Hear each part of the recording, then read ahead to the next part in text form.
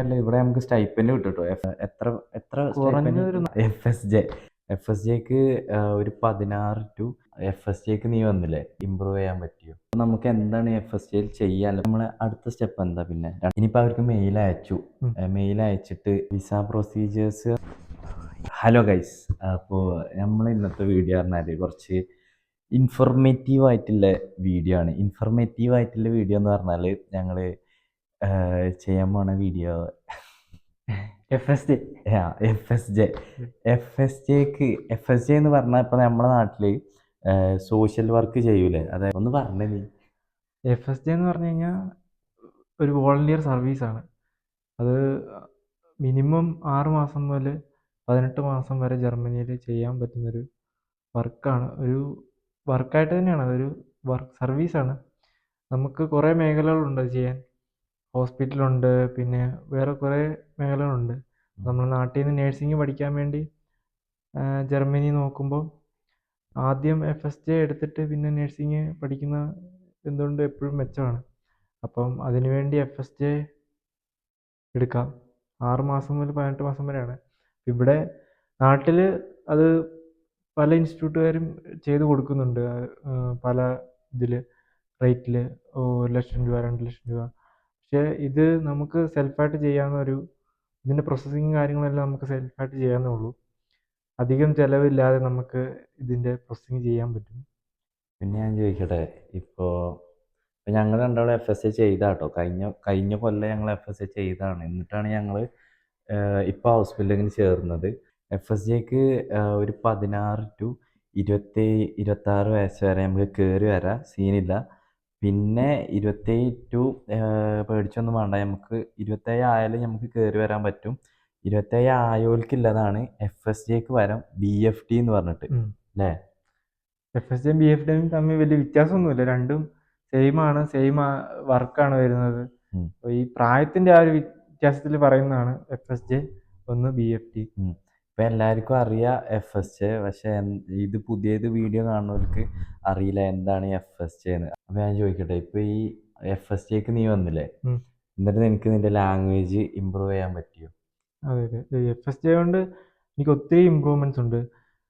ഒരുപാട് എക്സ്പീരിയൻസ് എനിക്ക് കളക്ട് ചെയ്യാൻ പറ്റി. FSJ കൊണ്ട് ഞാൻ സ്റ്റേഷനിൽ വർക്ക് ചെയ്തു, പിന്നെ ഓപ്പറേഷൻ തിയേറ്ററിൽ വർക്ക് ചെയ്തു. സ്റ്റേഷൻ എന്ന് പറഞ്ഞാൽ അവർക്ക് മനസ്സിലായി. സ്റ്റേഷൻ എന്ന് പറഞ്ഞു കഴിഞ്ഞാൽ വാർഡിൽ വർക്ക് ചെയ്തു കുറച്ച് നാൾ. പിന്നെ ഓപ്പറേഷൻ തിയേറ്ററിൽ വർക്ക് ചെയ്തു. പിന്നെ സ്റ്റെറിയിൽ എന്ന് പറയുന്ന ഒരു ഇതുണ്ട്, അതായത് ഓപ്പറേഷൻ തിയേറ്ററിൽ തന്നെയാണ്, അവിടെ വർക്ക് ചെയ്തു. അപ്പോൾ എനിക്ക് കൂടുതൽ കൊളീഗ്സുമായിട്ട് സംസാരിക്കാൻ പറ്റി, എൻ്റെ ലാംഗ്വേജ് കുറേ മെച്ചപ്പെടുത്താൻ പറ്റി. ആദ്യം വന്നു കഴിയുമ്പോൾ വളരെ ബുദ്ധിമുട്ടാണ്. നമ്മൾ ഹൗസ് ബിൽഡിങ്ങിനായിട്ട് തന്നെ വന്ന് കയറുമ്പോഴത്തേന് ലാംഗ്വേജ് വളരെ ബുദ്ധിമുട്ടാണ് പഠിക്കാനാണെങ്കിലും. പക്ഷെ ആദ്യം ഇങ്ങനെ FSJ ചെയ്തതുകൊണ്ട് ഭാഷ ഒത്തിരി ഇമ്പ്രൂവ്മെൻറ്റ് ചെയ്യാൻ സാധിച്ചു. ഇപ്പം നമുക്ക് എന്താണ് FSJയിൽ ചെയ്യാനല്ലോ? ഇപ്പം നീ പറഞ്ഞില്ലേ വാർഡിലൊക്കെ പോയി എന്നൊക്കെ. ഈ വാർഡിൽ അതേമാതിരി എന്താണ് നമുക്ക് ചെയ്യാമല്ലോ? ഹോസ്പിറ്റലിലാണെങ്കിൽ, ഇനിയിപ്പോൾ ഹാൾട്ടൻഹൈമിലാണെങ്കിൽ, ഈ ഓൾഡ് ഏജ് ഹോമിലൊക്കെ ആണെങ്കിൽ എന്താ നമുക്ക് ചെയ്യാമല്ലോ ഇവിടെ? ഞാൻ വാർഡിൽ FSJ ചെയ്തു. അവിടെ ചെയ്യാനുള്ളത് പേഷ്യൻറ്റിന് ഫുഡ് എടുത്ത് കൊടുക്കുക, പിന്നെ പേഷ്യൻറ്റിൻ്റെ ബെഡൊക്കെ വിരിച്ചിടുക, പിന്നെ റൂം ക്ലീൻ ചെയ്യുക.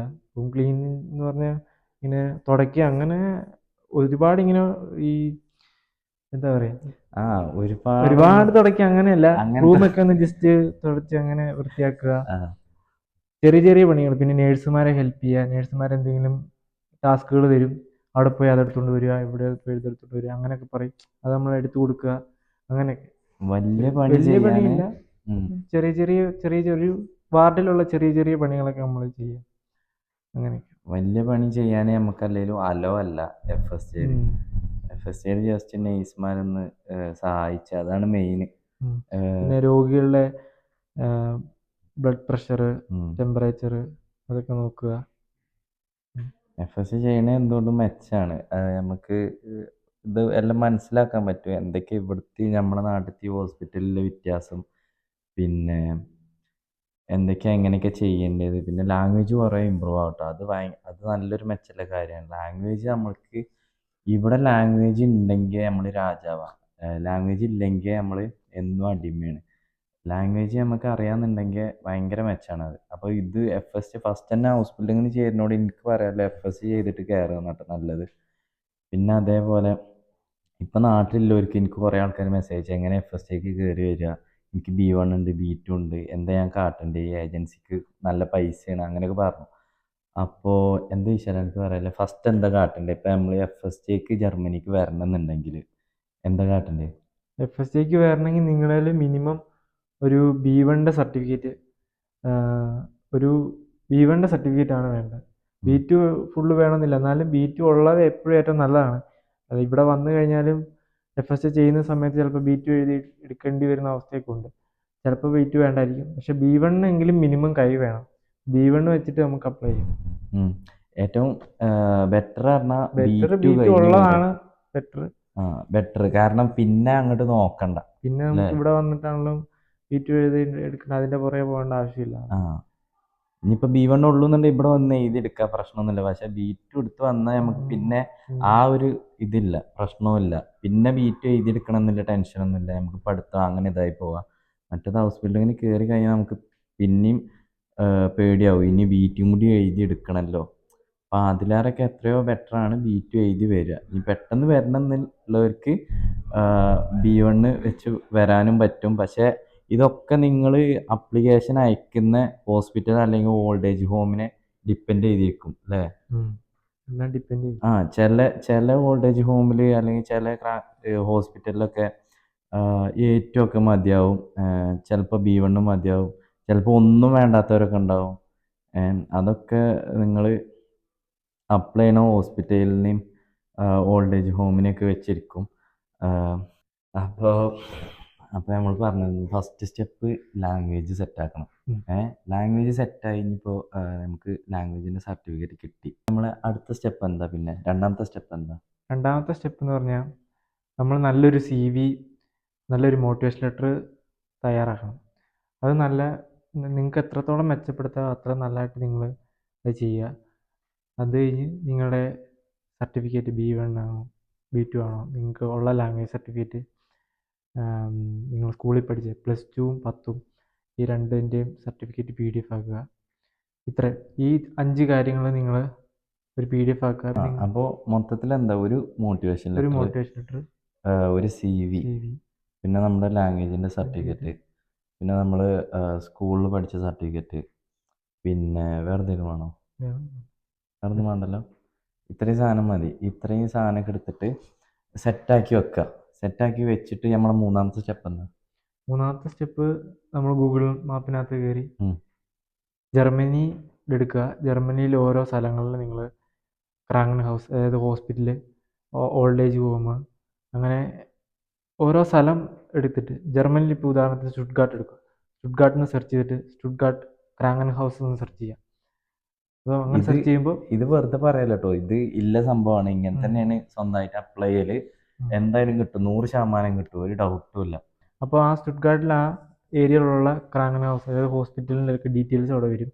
അപ്പം അവരുടെ അതിൽ ഞെക്കിക്കഴിയുമ്പോൾ അവരുടെ പേര് നിങ്ങൾക്ക് കാണാം, അല്ലെങ്കിൽ അതിൻ്റെ താഴെ കുറച്ച് താഴോട്ട് നോക്കിയാൽ അവിടെ വെബ്സൈറ്റ് അവരുടെ കൊടുത്തിട്ടുണ്ടായിരിക്കും. അപ്പോൾ ആ വെബ്സൈറ്റിനകത്ത് കയറി കഴിഞ്ഞ് കഴിഞ്ഞാൽ നിങ്ങൾക്ക് അവരുടെ മെയിൻ വെബ്സൈറ്റ് ആയിരിക്കും അത്. അതിൽ കൊടുത്തിട്ടുണ്ടായിരിക്കും അവരെ പറ്റിയുള്ള ഫുൾ ഡീറ്റെയിൽസ്. ഒരു സൈഡിൽ ഇങ്ങനെ 3 ഡോട്ടിലോ അല്ലെങ്കിൽ എങ്ങനെയെങ്കിലും കാണിക്കും. അതിൽ കരിയർ അല്ലെങ്കിൽ ജോബ് സൂഹൻ, കരിയർ എന്നാണ് കൂടുതലും കാണിക്കുന്നത്. കരിയറിനകത്ത് ഇതുപോലെ ഹൗസ് ബിൽഡും അല്ലെങ്കിൽ FSD എന്ന് പറഞ്ഞ എന്തെങ്കിലും ഓപ്ഷൻ കാണും. അപ്പം അതിൽ ക്ലിക്ക് ചെയ്യുക. അതിൽ ക്ലിക്ക് ചെയ്ത് കഴിയുമ്പോൾ അവർ FSD പ്രൊവൈഡ് ചെയ്യുന്നുണ്ടെങ്കിൽ അതിനെപ്പറ്റി അവരവിടെ എഴുതിയിട്ടുണ്ടായിരിക്കും.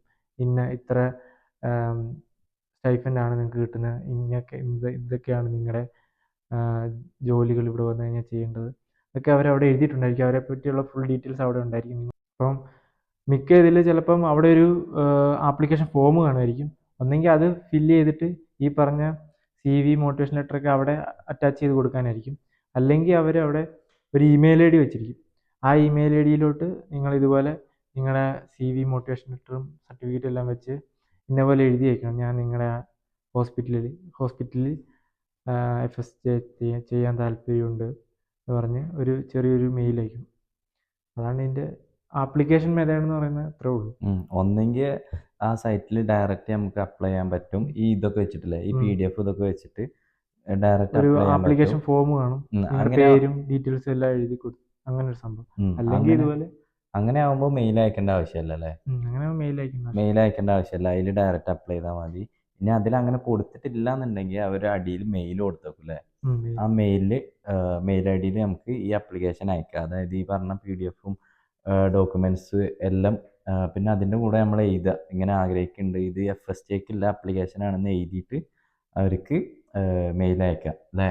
ഇനിയിപ്പോൾ അവർക്ക് മെയിൽ അയച്ചു, മെയിൽ അയച്ചിട്ട് അതായത് മെയിൽ അയക്കണത് ഇപ്പം നമ്മൾ ഒരു ദിവസം ഇപ്പം നമ്മൾ ഒരു ദിവസം 1, 2, 3 മെയിൽ അയച്ചാലൊന്നും പോരാ. ഒരു 10 എത്ര അയക്കേണ്ടി വരും? ഒരു 10-15. ഇത് നമ്മൾ സെൽഫായിട്ട് ചെയ്യുമ്പോൾ അതിൻ്റെതായിട്ടുള്ള റിസ്ക് കാര്യങ്ങളുണ്ട്. സെൽഫായിട്ട് നമ്മൾ ചെയ്യുമ്പോൾ ഒരു റിസ്ക് 1, 2, 3 ഒന്നും അയച്ചിട്ട് കാര്യമില്ല. ഒരു ദിവസം നമുക്ക് എത്രത്തോളം കഴിയുന്നു അത്രയും മാക്സിമം നമ്മൾ അയക്കുക. ഒരു 20 മെയിൽ അല്ലെങ്കിൽ 25 മെയിൽ നമ്മളെ മാക്സിമം നമ്മൾ ശ്രമിക്കുക. ഇതുപോലെ ഗൂഗിൾ മാപ്പിൽ ഒന്ന് സെർച്ച് ചെയ്ത് നോക്കി കാണുന്ന ഹോസ്പിറ്റലുകളിലെല്ലാം അയക്കുക. നമ്മൾ അത്രയും റിസ്ക് എടുത്താൽ എവിടെയെങ്കിലുമൊക്കെ പക്ഷെ എന്തായാലും കിട്ടും കേട്ടോ. ഇതിപ്പോൾ നിങ്ങൾ കുറേ മെയിൽ അയച്ചു എന്ന് വെച്ചോ, അപ്പോൾ അതിനനുസരിച്ച് റിപ്ലൈ വരും. ഇപ്പോൾ ഒരു 10-25 മെയിൽ അയച്ചു കഴിഞ്ഞാൽ ചിലപ്പോൾ അതിൽ നിന്ന് 1-2 റിപ്ലൈ ഒക്കെ ആവും വരിക. പക്ഷെ എന്തായാലും റിപ്ലൈ വരും, റിപ്ലൈ എന്തായാലും വരും. അപ്പോൾ നിങ്ങൾ അയച്ചുകൊണ്ടേ ഇരിക്കും. ഒരു ദിവസം ഒരു മാക്സിമം ഞാൻ പറയുമ്പോൾ ഒരു 10, 25, 30, 50 അല്ലേ, അത്രയൊക്കെ അയച്ചുകൊണ്ടേ നിൽക്കണം. അപ്പോൾ എന്തായാലും അതിനനുസരിച്ച് റിപ്ലൈ വരും. ഇപ്പം ഇനിയിപ്പോൾ റിപ്ലൈ വന്നു അവരുടെ ഭാഗത്ത് നിന്ന്, എങ്ങനത്തെ റിപ്ലൈ ആവും വരിക? എന്നിട്ട് എന്താ ചെയ്യേണ്ടത്? റിപ്ലൈ അവർ നമ്മൾ അയച്ചു കൊടുത്ത ഡോക്യുമെൻറ്റ്സ് ഇതെല്ലാം വായിച്ചിട്ട് അവർ പറയും, ഞാൻ നിങ്ങളുടെ ഡോക്യുമെൻറ്റ്സ് വായിച്ചു, ഞങ്ങൾ നിങ്ങളെ എടുക്കാൻ താല്പര്യമുണ്ട്, അല്ലെങ്കിൽ നിങ്ങളുമായിട്ടൊരു ഇൻ്റർവ്യൂക്ക് ഞങ്ങൾക്ക് താല്പര്യമുണ്ടെന്ന് പറഞ്ഞ് അവർ മെയിൽ അയക്കും. അപ്പോൾ അത് ഓൺലൈൻ വഴി ആയിരിക്കും. ഒന്നെങ്കിൽ സൂം അങ്ങനെ എന്തെങ്കിലും ഒരു പ്ലാറ്റ്ഫോമിൽ അവർ സെറ്റ് ചെയ്തു, ലിങ്ക് സമയമെല്ലാം അവർ സെറ്റ് ചെയ്ത് അവർ തിരിച്ചിങ്ങോട്ട് മെയിൽ അയക്കും. അപ്പോൾ നമ്മളത് ഓക്കെ ആണെങ്കിൽ നമ്മളത് ഓക്കെ പറഞ്ഞു കഴിയുമ്പോൾ അവരൊരു ഓൺലൈൻ ഇൻ്റർവ്യൂ അവർ നമുക്ക് തരും. ഇൻ്റർവ്യൂ എടുത്തു കഴിഞ്ഞിട്ട് ഇൻ്റർവ്യൂവിൽ അവർ ഒരുപാട് ചോദ്യങ്ങൾ ചോദിക്കും. ഒരുപാട് ചോദ്യങ്ങളല്ല, എന്തുകൊണ്ടാണ് നിങ്ങൾ ഇതെടുക്കുന്നതെന്നും പിന്നെ നിങ്ങളുടെ ഇൻട്രൊഡക്ഷനും ഒക്കെയാണ് അവർ ചോദിക്കുന്നത്. ചെറിയ ചെറിയ ചോദ്യങ്ങൾ, അത് ഓരോ ഹോസ്പിറ്റലിൽ ഡിപ്പെൻഡ് ചെയ്തിരിക്കും ചോദ്യങ്ങൾ. അപ്പം ഇൻ്റർവ്യൂ കഴിഞ്ഞ് അവർക്ക് എടുക്കാൻ താല്പര്യമുണ്ടെങ്കിൽ അവർ ഇതുപോലെ ഒരു കോൺട്രാക്റ്റ് നിങ്ങളുടെ പേരിൽ എഴുതി തരും. അപ്പോൾ അത് നിങ്ങൾ ഒപ്പിട്ടവർക്ക് തിരിച്ചയച്ചു കൊടുക്കണം PDF ആയിട്ട് തന്നെ. അപ്പോൾ അവരത് അതിൻ്റെ ഒറിജിനൽ കോൺട്രാക്റ്റ് 1 മാസം ഒറിജിനൽ കോൺട്രാക്റ്റ് എനിക്ക് തോന്നുന്നു ഒരു മാസമൊക്കെ അല്ലേ? 1 മാസത്തിനുള്ളിൽ അവർ നിങ്ങൾക്ക് അയച്ചു തരും. അപ്പോൾ ആ കോൺട്രാക്റ്റ് വെച്ചിട്ട് നിങ്ങൾക്ക് പിന്നെ ബാക്കി വിസയുടെ കാര്യങ്ങളൊക്കെ അപ്ലൈ ചെയ്യാം. ആ കോൺട്രാക്റ്റ് വെച്ചിട്ട് പിന്നെ നമ്മൾ ഈ ഡോക്യുമെൻറ്റ്സും എല്ലാം കൂടെ വെച്ചിട്ട് നമ്മൾ ആദ്യം വിസയ്ക്ക് ഡേറ്റ് എടുക്കണം. വിസയ്ക്ക് ഡേറ്റ് എടുക്കാൻ എനിക്ക് തോന്നുന്നു വിസയ്ക്ക് ഡേറ്റ് എടുത്തിട്ട് പിന്നെ അപ്പോയിൻമെൻറ്റ് കിട്ടാൻ 1 മാസം എടുക്കുന്നു അല്ലേ? അപ്പോയിൻമെൻറ്റ് കിട്ടണമെങ്കിൽ 1 മാസം 3 ആഴ്ചയൊക്കെ എടുക്കും. അപ്പോയിൻമെൻറ്റ് കിട്ടണമെങ്കിൽ 1 മാസമൊക്കെ എടുക്കും. അപ്പോൾ അങ്ങനെ അപ്പോയിൻമെൻറ്റ് കിട്ടി, വിസയ്ക്ക് എല്ലാ ഡോക്യുമെൻ്റൊക്കെ സബ്മിറ്റ് ചെയ്ത് കഴിഞ്ഞിട്ട് ഒരു എത്ര 2 ആഴ്ചയോ 1 മാസമോ 2-3 ആഴ്ചയ്ക്കുള്ളിൽ വിസ കിട്ടും. 2-3 ആഴ്ചക്കുള്ളിൽ വിസ ഉണ്ടെങ്കിൽ വിസ കിട്ടും, ഇല്ലെങ്കിൽ പാസ്പോർട്ട് തിരിച്ചു വരും. അപ്പോൾ വിസൻ്റെ പ്രൊസീജിയർ പറയാന്ന് പറഞ്ഞാൽ അതൊരു കുറേ പ്രൊസീജിയർ ഉണ്ട് അല്ലേ? അത് പിന്നെ നിങ്ങൾ ഇതുപോലെ ഒരു ഹോസ്പിറ്റലിൽ നിന്ന് അവർ കോൺട്രാക്റ്റ് അയച്ചു തരുമ്പോൾ നിങ്ങൾ അവരോട് പ്രത്യേകിച്ച് നിങ്ങൾ ചോദിക്കേണ്ട ഒരു കാര്യമുണ്ട്. ഇവിടുത്തെ നിങ്ങൾക്ക് എത്ര സ്റ്റൈഫൻഡ് കിട്ടും, പിന്നെ ചിലപ്പോൾ ഫുഡിന് ഇത്ര എമൗണ്ട് കാണും, പിന്നെ ഇത് യൂണിഫോമിന് ഇത്ര എമൗണ്ട്, അങ്ങനെ ഓരോ സെക്ഷനിലും ഇത്ര എമൗണ്ട് നിങ്ങൾക്ക് തരുമെന്ന് പറഞ്ഞ് ഒരു പേപ്പർ നിങ്ങളത് ചോദിച്ച് വാങ്ങണം. ചിലപ്പോൾ ചില ഹോസ്പിറ്റലിൽ അത് തരത്തില്ലായിരിക്കും. കാരണം നമുക്ക് ആ ഒരു പേപ്പർ വിസയ്ക്ക് അപ്ലൈ ചെയ്യാൻ അത് ഭയങ്കര ഇമ്പോർട്ടൻ്റ് ആണ്. ആ ഒരു പേപ്പർ ഇല്ലാത്ത കാരണം ഒരുപാട് പേരുടെ വിസ റിജക്റ്റ് ആയി പോകാൻ സാധ്യതയുണ്ട്. ഒരുപാട് പേരുടെ അങ്ങനെ പോയതുണ്ട്. പേഴ്സണലി ഞങ്ങൾക്ക് അറിയാവുന്നവരുണ്ട് അങ്ങനെ. ഈ പൈസ നമുക്ക് അത് വിസയ്ക്ക് അപ്ലൈ ചെയ്യുമ്പോൾ അതൊരു ഇമ്പോർട്ടൻ്റ് ഈ സ്റ്റൈഫൻഡ് എന്ന് പറയുന്ന കാര്യം. നമുക്കിവിടെ ജീവിക്കാൻ പറ്റും, നമുക്ക് അതിനുള്ള പൈസ ഇവർ പ്രൊവൈഡ് ചെയ്യുമെന്നുള്ള ഒരു പ്രൂവ് അവരെ കാണിക്കണം വിസയിൽ. ആദ്യം പറയാമല്ലോ, ഇവിടെ നമുക്ക് സ്റ്റൈപ്പൻഡ് കിട്ടും കേട്ടോ. FSTക്കും സ്റ്റൈപ്പൻഡ് കിട്ടും. FSTക്ക് നമുക്ക് ഏകദേശം എത്ര കുറഞ്ഞ ഒരു 400 തൊട്ട് 400 തൊട്ട് ഒരു 520 550 വരും. 550 വരെ ഉണ്ടോ? ആ, ഒരു 400 തൊട്ട് ഒരു 480 വരെ കിട്ടും. 580 വരെ കിട്ടും. അത് നമ്മൾ നിക്കണ ലൊക്കേഷന് ഡിപ്പെൻഡ് ചെയ്താണ് അല്ലേ? നിൽക്കുന്നത്. ആ, ഇതിപ്പോ ചില ഹോസ്പിറ്റലിൽ ചിലപ്പോൾ 520 കിട്ടും, ചില ഹോസ്പിറ്റലിൽ 450 കിട്ടും. അതൊക്കെ ഓരോ സ്ഥലത്തിനെ ഡിപ്പെൻഡ് ചെയ്തിട്ടാണ്. ഇപ്പോൾ ഓരോ സ്ഥലത്തിനെ ഡിപ്പെൻഡ് ചെയ്തിട്ടാണ്. പിന്നെ ഇപ്പം എന്താ പറയാല്ലേ, ഇന്നിപ്പോൾ വിട്ടത്. പിന്നെ പ്രത്യേകം മെയിലിൽ ചോദിച്ച അക്കോമഡേഷൻ്റെ കാര്യം പ്രത്യേകം ചോദിച്ച. അക്കോമഡേഷനെ പറ്റി എന്താ പറയല്ലേ? നമ്മൾ മെയിൽ അയക്കുമ്പോൾ ഇതുപോലെ CV മോട്ടിവേഷൻ ലെറ്ററൊക്കെ വെച്ച് മെയിൽ അയക്കുമ്പോൾ നമ്മൾ അത് പ്രത്യേകം മെൻഷൻ ചെയ്യണം. നമുക്കൊരു അക്കോമഡേഷൻ നമുക്ക് ആവശ്യമുണ്ട്, നമ്മൾ വെളിയിൽ നിന്നാണ് വരുന്നത്, അപ്പോൾ നമുക്ക് വേറെ ഒരു മാർഗ്ഗമില്ല, അപ്പോൾ അക്കോമഡേഷൻ നിങ്ങൾ പ്രൊവൈഡ് ചെയ്യുമോ എന്നൊക്കെ ചോദിക്കണം. അത് നിങ്ങൾ ഇൻ്റർവ്യൂ ചെയ്യുമ്പോൾ നിങ്ങൾക്ക് അങ്ങോട്ട് ചോദ്യം ചോദിക്കാം. ഇൻ്റർവ്യൂവിൻ്റെ സമയത്ത് നിങ്ങൾക്ക് അങ്ങോട്ട് ചോദ്യം ചോദിക്കാനുള്ള ഓപ്ഷൻ ഉണ്ട്. അത് അവർ അതിനുള്ള സമയമൊക്കെ തരും. അപ്പോൾ നിങ്ങൾക്ക് അന്നേരവും ചോദിക്കാം അക്കോമഡേഷൻ്റെ കാര്യങ്ങൾ. അവർ അക്കോമഡേഷൻ പ്രൊവൈഡ് ചെയ്യുവാണെങ്കിൽ മാത്രമേ നിങ്ങൾ അവരുടെ കോൺട്രാക്റ്റിന് സൈൻ ചെയ്ത് ആ ഒരു ഇതിൽ മുന്നോട്ട് പോകാവുള്ളൂ. അക്കോമഡേഷൻ തന്നിട്ടില്ല എന്നുണ്ടെങ്കിൽ നിങ്ങൾക്ക് അതൊരു വലിയ സീനാണ്. ഇവിടെ നിങ്ങൾ വേറെ അക്കോമഡേഷൻ തപ്പിപ്പിടിക്കണം, അത് വേറെ രീതിയിലൊക്കെ തപ്പിപ്പിടിച്ച് അങ്ങനെ ചെയ്യണം. പിന്നെ ഞാൻ ചോദിച്ചിട്ടെ, ഈ ഇന്റർവ്യൂക്ക് എന്തൊക്കെയാ ചോദിക്കുക? ഇൻ്റർവ്യൂക്ക് ഇതുപോലെ ഫസ്റ്റ് നമ്മളെ ഇൻട്രൊഡക്ഷൻ ചോദിക്കും. നമ്മൾ ആരാണ്, എന്താണ്, നമ്മുടെ പ്രായം, നമ്മളെവിടെയാണ് താമസിക്കുന്നത്, നമ്മളെപ്പറ്റി ഒരു ചെറിയൊരു ഐഡൻറ്റിഫിക്കേഷൻ അവർ ചോദിക്കും. അത് കഴിഞ്ഞ് എന്തുകൊണ്ടാണ് നിങ്ങൾ FSJ ചെയ്യുന്നതെന്ന് ചോദിക്കും, എന്തിനാണ് ചെയ്യുന്നതെന്ന് ചോദിക്കും. അപ്പം കൂടുതലും ആൾക്കാർക്ക് അത് കഴിഞ്ഞ് നേഴ്സിംഗ് പഠിക്കാനായിരിക്കും താല്പര്യം. അതിനാണ് എല്ലാവരും FSJ എടുക്കുന്നതിനാണ്. അപ്പം മെയിനായിട്ടും അതാണ് എല്ലാവരും റീസൺ പറയുന്നത്. ഞാൻ നേഴ്സിംഗിന് പഠിക്കാൻ എനിക്ക് താല്പര്യമുണ്ട്, അതുകൊണ്ടാണ് ഞാൻ FSJ ചെയ്യുന്നത്. അങ്ങനെയൊക്കെ നമ്മൾ റീസൺ പറയാം. പിന്നെന്താ, ഇന്റർവ്യൂ പിന്നെ ഓക്കെ ആണെന്നുണ്ടെങ്കിൽ അവരെ ചിലപ്പോൾ അന്ന് തന്നെ പറയും. ആ ഇന്റർവ്യൂവിൽ ഇല്ല എന്നുണ്ടെങ്കിൽ ഒരു മെയിൽ അയച്ച് റിപ്ലൈ തരും. ഓക്കെ ആണെന്നുണ്ടെങ്കിൽ ഓക്കെ ആണെങ്കിലും ഓക്കെ അല്ലെങ്കിലും, ചിലപ്പോൾ ചിലവർക്ക് ഓക്കെ അല്ലെങ്കിൽ അങ്ങനെ പറയും. എന്തായാലും അവർ റിപ്ലൈ എന്തായാലും എങ്ങനെയും പറയും. അവർ ഓക്കെ ആണെങ്കിൽ അങ്ങനെ പറയും, ഓക്കെ അല്ലെങ്കിൽ അങ്ങനെ. അപ്പോൾ എന്താ ഈ കോൺട്രാക്റ്റിൽ നിങ്ങൾ പ്രത്യേകം ശ്രദ്ധിക്കണം. അതിപ്പോൾ ഒരു 520 ആവും ചിലപ്പോൾ ഇവിടുന്ന് കിട്ടാൻ പോണ സ്റ്റൈപ്പൻഡ്, അല്ലെങ്കിൽ ഇവിടുന്ന് കിട്ടാൻ പോണ പോക്കറ്റ് മണി ആണല്ലേ FSJക്ക്. ടാഷെങ്കലിൻ്റോ പോക്കറ്റ് മണിയാണ്. അപ്പോൾ എന്താ അത് പ്രത്യേകം കോൺട്രാക്റ്റിൽ നോക്കണം. ഇപ്പോൾ ഈ 520 കിട്ടുക എന്ന് പറഞ്ഞാൽ അതിൽ ചിലപ്പോൾ നിങ്ങൾ റെന്റ് പിടിക്കാനുണ്ടാവും അല്ലേ? റെന്റ് അപ്പോൾ പ്രത്യേകം ചോദിക്കണം റെന്റ് എത്രയാണ് കാര്യങ്ങൾ. അപ്പോൾ 520 എന്ന് കേൾക്കുമ്പോൾ തന്നെ 520 കയ്യിൽ കിട്ടൂല അല്ലേ? ആ റെന്റ് കഴിഞ്ഞിട്ടേക്കാരം. അപ്പോൾ ആ റെന്റ് എത്രയാണ് കറക്റ്റ് നിങ്ങൾ ചോദിച്ചാണ്ട് മനസ്സിലാക്കണം. എന്നിട്ട് പിന്നെ അതേമാതിരി ഇവിടുത്തെ ഇതെന്ന് പറഞ്ഞാൽ ഇപ്പോൾ ഈ 520 നമുക്ക് കിട്ടണേൽ റെന്റ് പോകാനുണ്ടാവും. FSJയിൽ കേട്ടോ, റെന്റ് പോകാനുണ്ടാവും. റെന്റ് കഴിഞ്ഞിട്ട് പിന്നെ റേഡിയോ ടാക്സ് പിന്നെ ജർമ്മനിയിൽ നിൽക്കണേൽ എന്തായാലും കൊടുക്കാനുണ്ടാവും. അത് മന്ത്ലി എത്ര? 18 യൂറോ. മന്ത്ലി 18. പിന്നെ ഇപ്പം എന്തിനാ, വേറൊന്നും പ്രത്യേകിച്ചൊന്നുമില്ല. അത് രണ്ടും പോകാനുണ്ടാവും. അപ്പോൾ ഇതൊക്കെ കണക്ക് കൂട്ടണം നമുക്ക് പൈസ കിട്ടുമ്പോൾ. ഇത് മൊത്തം കിട്ടുമെന്ന് കരുതരുത്. എന്നാലും അടിപൊളിയാണ്. അധികം പണിയൊന്നുമില്ല FSJയിൽ, സുഖമാണ്. ഒരു പണിയില്ല സത്യം പറഞ്ഞാൽ അല്ലേ? പണി അത് ഓരോ സ്ഥലങ്ങളിൽ ഡിപ്പെൻഡ് ചെയ്യും. ചിലയിടത്താണെങ്കിൽ ഒരു പണിയും കാണത്തില്ലായിരിക്കും, ചില ഹോസ്പിറ്റലാണെങ്കിൽ ചിലപ്പോൾ അത്യാവശ്യം പണിയൊക്കെ കാണും. എന്നാലും FSJക്ക് അത്ര ഒരുപാട് പണിയായിട്ട് അങ്ങനെയൊന്നുമില്ല. നമുക്ക് പട്ടിപ്പണി ചെയ്യണം അങ്ങനത്തെ ഒരു സ്റ്റേജ് FSJക്ക് വരത്തില്ല. നമുക്ക് ബാലൻസ് ചെയ്ത് കൊണ്ടുപോകാം.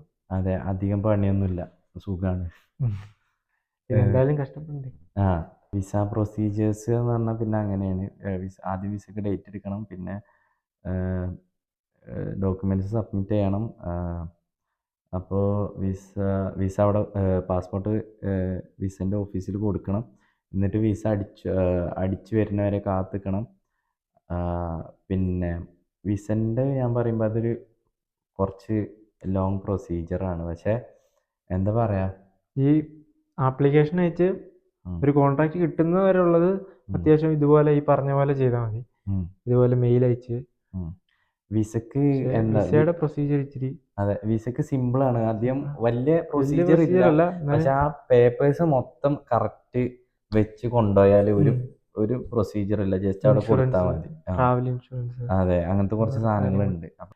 പിന്നെ ഈ FSA ഒക്കെ നമുക്ക് മൊത്തം അപ്ലൈ ചെയ്ത് ഈ ഫുൾ പ്രൊസീജിയറിന് എത്ര പൈസ ആവും ടോട്ടൽ? ഇപ്പം നമ്മൾ സ്വന്തമായിട്ട് ചെയ്യുകയാണെന്നുണ്ടെങ്കിൽ നമ്മൾ സ്വന്തമായിട്ട് ചെയ്യുവാണെങ്കിൽ നമുക്ക് ആകെ പൈസ ചിലവ് വരുന്നത് വിസയ്ക്ക് പിന്നെ ടിക്കറ്റ് എടുക്കുന്നതിന് മാത്രമേ ഉള്ളൂ. ഈ FSJക്ക് 1 രൂപ പോലും ചിലവ് വരുന്നില്ല. FSJ തൊട്ട് നമുക്ക് അത് 1 രൂപ പോലും ചിലവ് വരാതെ നമ്മൾ അപ്ലൈ ചെയ്യുന്നതും ഇപ്പോൾ കാര്യങ്ങളും. വിസക്ക് ഡേറ്റ് എടുത്താണ്ട് വിസക്ക് അപ്ലൈ ചെയ്യുമ്പോൾ ആ പൈസ കൊടുക്കണം. അത് ഒരു എത്ര 7,000 8,000 അല്ലേ? ഒരു 8,000 9,000. 8,000 9,000. പിന്നെ അതേപോലെ പിന്നെ നമ്മളെ ജർമ്മനിക്ക് വരാനുള്ള ടിക്കറ്റിൻ്റെ ടിക്കറ്റ്. പൈസ. പിന്നെ വിസയ്ക്ക് വരുന്നതിന് മുന്നേ ട്രാവൽ ഇൻഷുറൻസ് എടുക്കണം. ഉം. അത് വിസയ്ക്ക് നമ്മൾ ഡോക്യുമെൻറ്റ്സ് സബ്മിറ്റ് ചെയ്യുമ്പം അവിടെ ട്രാവൽ ഇൻഷുറൻസ് കാണിക്കണം. അപ്പം അതിനൊരു 2,400 2,300 ആ അത്ര എന്തോ എമൗണ്ട് വരും. ഉം. ആ ഒരു എമൗണ്ട് അത്രേ ഉള്ളൂ. എന്നാലും 1,00,000 ആവില്ല അല്ലേ? 1,00,000 നിങ്ങൾ കഴിവതും നേരത്തെയൊക്കെയാണ് ടിക്കറ്റ് എടുക്കുന്നതെങ്കിൽ നിങ്ങൾക്ക് എല്ലാം കൂടെ ഒരു 1,00,000 താഴെ വരത്തുള്ളൂ. 1,00,000 ആവില്ല. 1,00,000 ആവില്ല. പക്ഷെ എല്ലാം ഈ പറഞ്ഞതുപോലെ സ്റ്റെപ്പായി എല്ലാം ഭംഗിയായിട്ട് നടക്കണം എല്ലാം അല്ലേ? ഭംഗിയായിട്ടാണ്. ഇന്ന് ഇത്രയൊക്കെ തന്നെ വരുള്ളൂ, വേറെ സീനൊന്നുമില്ല. പിന്നെ നമുക്ക് ജർമ്മനിക്ക് വരാൻ ഈ FSJ ആയിട്ട് വരാൻ ഈ സർട്ടിഫിക്കറ്റ് ട്രാൻസ്ലേറ്റ് ചെയ്യേണ്ട ആവശ്യമൊന്നുമില്ല അല്ലേ? ട്രാൻസ്ലേറ്റ് ചെയ്യേണ്ട, അനർക്കലിംഗ് ചെയ്യേണ്ട, ഒന്നും ചെയ്യേണ്ടി വരുന്നില്ല. അതൊന്നും ഇവിടെ റിക്വയർഡ് അല്ല. FSJക്ക് അത് റിക്വയർഡ് അല്ല. ഹൗസ് ബിൽഡിങ്ങിന് അത് റിക്വയർഡ് ആണ്. അങ്ങനെ നിങ്ങൾക്ക് ഇവിടെ വന്നു കഴിഞ്ഞിട്ട് ഇതൊക്കെ ചെയ്യാവുന്നേ ഉള്ളൂ. അറ്റസ്റ്റേഷൻ ആണെങ്കിലും ഇവിടെ വന്നിട്ട് ചെയ്യാം. അതുപോലെ അനർക്കലിംഗ് ഒക്കെ ഇവിടെ വന്നിട്ട് ചെയ്യാം. നാട്ടിൽ നിന്ന് തന്നെ ചെയ്തുകൊണ്ട് വരണം അങ്ങനെയൊന്നുമില്ല.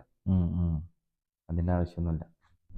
വിസയ്ക്ക് എന്തൊക്കെ ഡോക്യുമെൻറ്റ്സ് വേണമെന്ന് അതൊരു ലോങ് പ്രൊസീജിയറാണ്. വിസൻ്റെ പ്രൊസീജിയർ ഒരു വീഡിയോ ആക്കി ചെയ്യണമെന്നുണ്ട്. അപ്പോൾ അത് വേണമെന്നുണ്ടെങ്കിൽ നിങ്ങൾ പറയേ അല്ലേ? വീഡിയോ കണ്ടിട്ട് FSJക്ക് വരാൻ താല്പര്യമുള്ളൊരു വീഡിയോ കണ്ടിട്ട് അത് വേണമെന്നുണ്ടെങ്കിൽ നിങ്ങൾ കമൻറ്റ് ഇടും. അതെ. അപ്പോൾ ഞങ്ങൾ ഇതേപോലെ ഞാനും വിശാലും ഇരിക്കുന്നതാണ്. വിശാലെ അതെ ഇതേപോലെ Nee. Ja, Sonnentag. Tschüss. Cheers. ഞങ്ങൾ ടീച്ചേഴ്സാണ് പോയത്. ഇത് നിങ്ങൾ ഞങ്ങളെ വെയിൽ കൊള്ളുവാണോന്ന് ചോദിച്ചു. നിങ്ങൾ വെയിൽ കൊള്ളുകയാണോ? ഇത് ഞങ്ങളെ സ്കൂളാണ്. ഈ ലൊക്കേഷൻ ഞങ്ങളെ സ്കൂളാണ്. ഞങ്ങൾക്ക് എപ്പോഴാണ് ഈ സ്കൂളിൽ വന്ന് ഇരുന്ന് കുത്തിമാറിയ സീനൊന്നുമില്ല. ഡൗട്ടും കാര്യങ്ങളൊക്കെ ഉണ്ടെങ്കിൽ നിങ്ങൾ കമൻറ്റിൽ ചോദിക്കും. റിപ്ലൈ വിശാല് തരുന്നതായിക്കാരം. കൊടുക്കണം. വിസന്റെ വീഡിയോ നമുക്ക് വേണമെങ്കിൽ വേറെ ചെയ്യാം. എന്തിന്റെ അവസ്ഥ നോക്കട്ടെ ഈ വീഡിയോ എന്നിട്ട് ചെയ്യാല്ലേ? വിസന്റെ പ്രൊസീജിയർ വേണമെങ്കിൽ നിങ്ങൾ കമന്റ് ഇടും. കമന്റ് ഇടാം. അപ്പോ ഇന്നത്തെ വീഡിയോ ഇത്രേ ഉള്ളൂ. ഇനി എന്തെങ്കിലും മറന്നിട്ടുണ്ടെങ്കിൽ നിങ്ങൾ കമന്റ് ഇടാം, അടുത്ത വീഡിയോയിൽ പറയാം. ഹൗസ് ബിൽഡിങ്ങിന് ജർമ്മനിയിൽ എങ്ങനെ നമുക്ക് ചെയ്യാം, എന്തൊക്കെയാ എങ്ങനെ, അതൊക്കെ ഞങ്ങൾ വേറൊരു വീഡിയോ ആയിട്ട് ചെയ്യണാവും. പിന്നെ പറഞ്ഞാൽ ഇവിടെ കുറേ ആൾക്കാർ മലയാളീസ് പഠിച്ചിട്ടുണ്ട്. എല്ലാവരും പാടെ പിടിച്ച് ഇരുത്തി പറയാനുള്ള സ്ഥലമല്ല. കാരണം അത്രയും മലയാളീസ് ഇവിടെ പഠിച്ചിട്ടുണ്ട്. അപ്പോൾ ഹൗസ് ബിൽഡിങ്ങിൻ്റെ ഇതേമാതിരി വീഡിയോ എന്തെങ്കിലും ചെയ്യണമെന്നുണ്ടെങ്കിൽ പറഞ്ഞാൽ മതി. ഞങ്ങൾ കഴിഞ്ഞ വർഷം ഞങ്ങൾ FSJ, ഈ വർഷം ഞങ്ങൾ ഹൗസ് ബിൽഡിങ്ങിന് കയറി. വേറെ എന്തെങ്കിലും ഉണ്ടെങ്കിൽ നിങ്ങൾ കമൻറ്റ് ചെയ്യും അല്ലേ? കമന്റിൽ ചോദിക്കും. വേറെ എന്തെങ്കിലും അറിയണമെന്നുണ്ടെങ്കിൽ. പിന്നെ അതേപോലെ ഇന്നത്തെ വീഡിയോ ഇത്രേ ഉള്ളൂ. അപ്പോൾ വീഡിയോ ഇഷ്ടമായ എല്ലാവരും ലൈക്ക് ചെയ്യുക, ഷെയർ ചെയ്യുക, സബ്സ്ക്രൈബ് ചെയ്യുക. പിന്നെ ജർമ്മൻ പഠിക്കണവർക്കും ഇങ്ങനെ ജർമ്മനിക്ക് വരാൻ നിൽക്കണവർക്കും പിന്നെ അതേമാതിരി FSJ ചെയ്യാൻ നിൽക്കണവർക്കും എല്ലാവർക്കും ഈ വീഡിയോ ഷെയർ ചെയ്യുക. അപ്പോൾ പിന്നെ കാണാം അല്ലേ? പിന്നെ കാണാം. ബൈ.